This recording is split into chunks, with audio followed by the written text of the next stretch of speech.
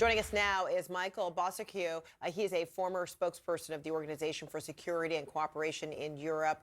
Great to see you. So this resolution or proposed draft from the U.S., what do you suppose the White House is trying to accomplish here?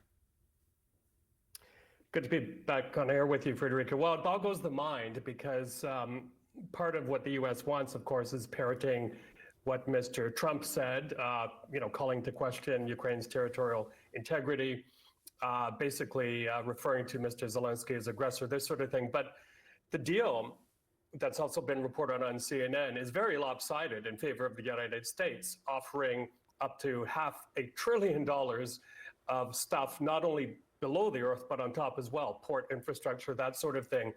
And there's no way any Ukrainian president can sign that sort of thing because the key thing missing there, of course, is security guarantees. So if we give you all of these resources, which, by the way, take a long time to dig up, and there is a war going on, we need your protection. And I'll tell you where things are going, Fredricka. It's not very nice play. According to Reuters and others, the U.S., if Ukraine does not sign this deal, is threatening to cut off Elon Musk's Starlink service for the Ukrainian military. That would be a game changer for the Ukrainian military. And by the way, the subscription isn't free. It's being paid for by Poland. But if they're doing things like that, and if they may even go further, cutting off intel to the Ukrainians, they could even disable the Patriot missile defense system. So it's going to be very, very tough going, I think, over the next few days. I mean, a source is telling CNN that, this rare earth mineral deal is just not of interest, for Zelensky. I mean, what are the Ukrainian people likely to be thinking right now that they're being asked or it's being proposed that they need to give up yet more stuff in order to, end the war?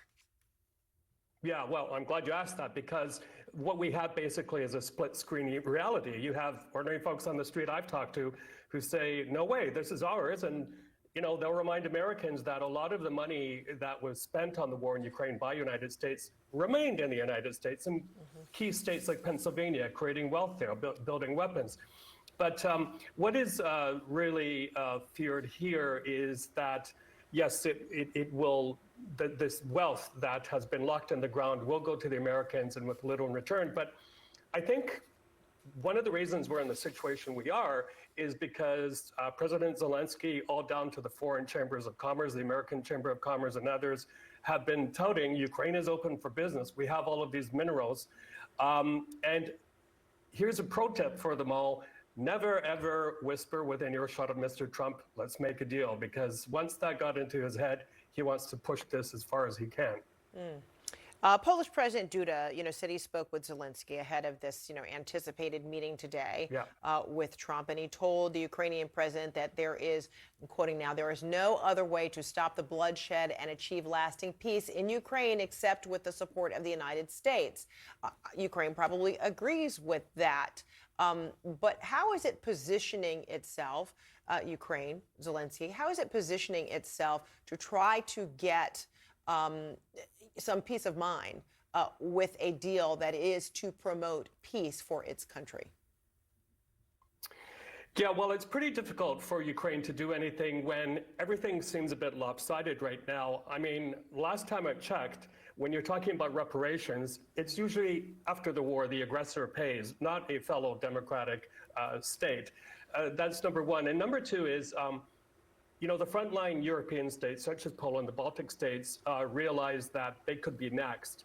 And we've seen over the past few days the chaos, the division in Europe. There's an election in Germany tomorrow where support for Ukraine is on the table as well.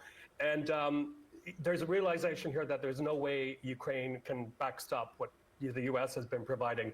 So I think at the end of the day, all of these leaders, including the Ukrainian ones, realize we have to keep the United States on side. But the feeling here is Mr. Trump just doesn't have the interest. In fact, they're actually withdrawing from some key institutions which help guarantee Ukraine's sovereignty. And for example, there's also a report that the U.S. may pull out of a 40-nation coalition special tribunal to prosecute Russia for war crimes. It's head-spinning set of developments. All right. Michael Bociurkiw, always great to see you. Thank you so much for coming back. Thank you.